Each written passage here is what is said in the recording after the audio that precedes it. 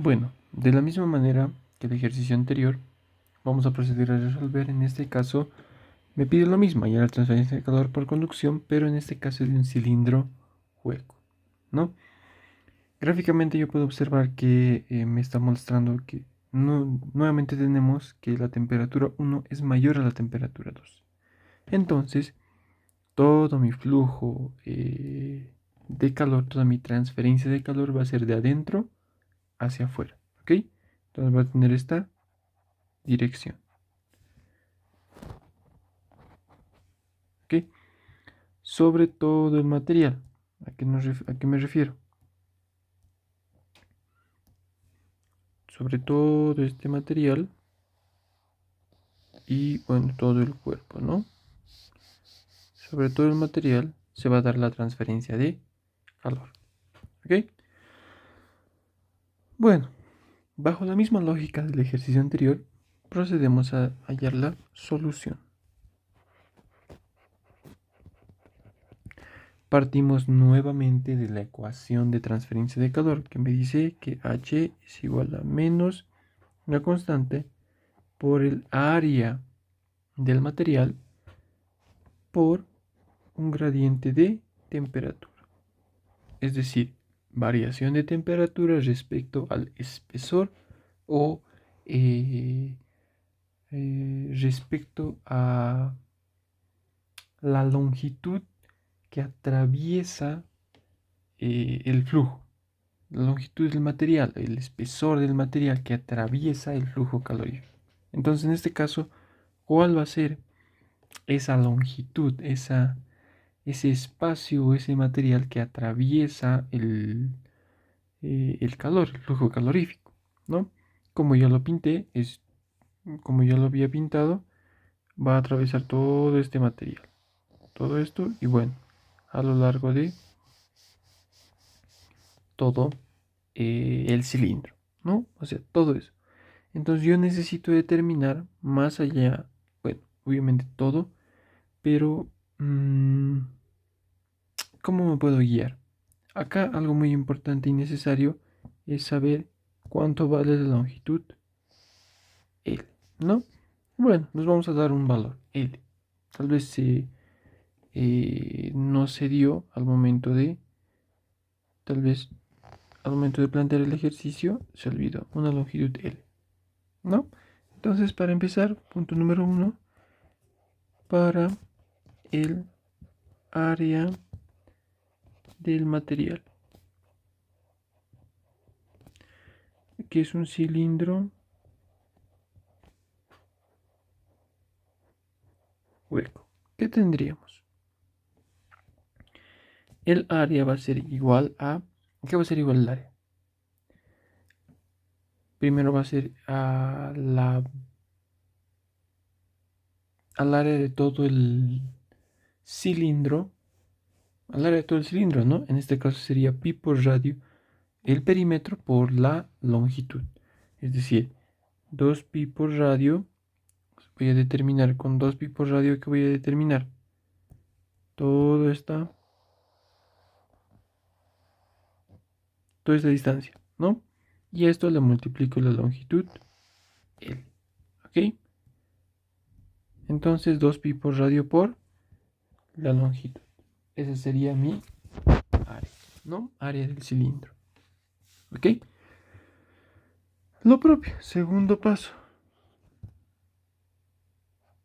para H, ¿qué tendríamos? Vamos a ir reemplazando. H va a ser igual a menos una constante K por el área. 2 pi por radio por la longitud. Por el diferencia, bueno, la variación de temperatura respecto de qué? De ese pequeño, del espesor por donde atraviesa el flujo. En mi caso, ¿qué sería? Voy a hacer un acercamiento a la gráfica, ¿no? Lo propio. La longitud, esta longitud L no va a variar, va a ser la misma en todo momento. ¿Qué es lo que va a variar? El radio, ¿no? Yo tengo que ir evaluando el radio. Y nuevamente un pequeño diferencial del radio, ¿no? Es decir, que yo voy a ir evaluando sobre el espesor. ¿Ok? Esa longitud del cilindro no va a variar, va a ser la misma en todo momento. Lo que sí va a variar es el radio.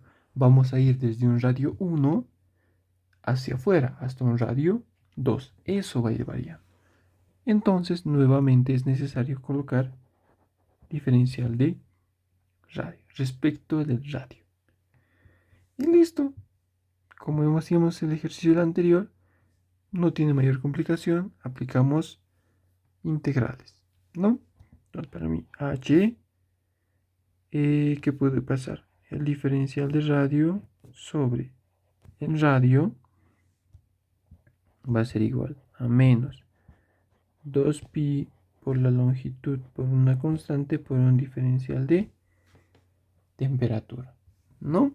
Yo aplico mis integrales. Nuevamente, ¿por qué colocamos un signo negativo en la ecuación? Acá y acá. Porque la relación es inversamente proporcional. A medida que el radio va a ir aumentando, la temperatura disminuye. Relación inversa. ¿Ok? Muy importante. Sería desde un radio 1 hasta un radio 2. Desde una temperatura 1 hasta una temperatura 2. Entonces, ¿qué tendríamos? H va a ser igual a ¿qué? La integral de diferencial de radio sobre radio, logaritmo neperiano de el radio, ¿no? Desde R1, bueno, acá, evaluado desde R1 hasta R2. Va a ser igual a ¿qué? Menos 2pi por la longitud, por la constante, temperatura evaluado desde una temperatura 1 hasta una temperatura 2. ¿No? ¿Qué tendría? H va a ser el logaritmo de R sub 2 menos logaritmo de R sub 1. ¿No? Esto va a ser igual a menos 2 veces 2 veces pi por la longitud, por la constante, por la temperatura 2 menos temperatura 1. ¿No? Acá, por propiedades de logaritmos, ¿qué es lo que yo puedo hacer? Cuando los logaritmos se restan, ¿qué sucede? Puedo pasarlos a dividir los argumentos, ¿no? Eso ya es propiedades de logaritmos. Y esto va a ser igual a ¿qué? Simplificando el signo, bueno, no simplificando, modificando el signo.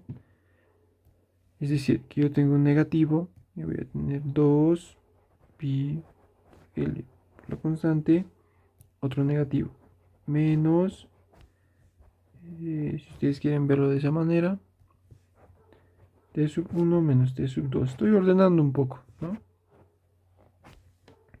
Menos por menos se vuelve más. Entonces, al final, ¿qué tendría? H para mí va a ser igual, bueno, con azul lo voy a hacer.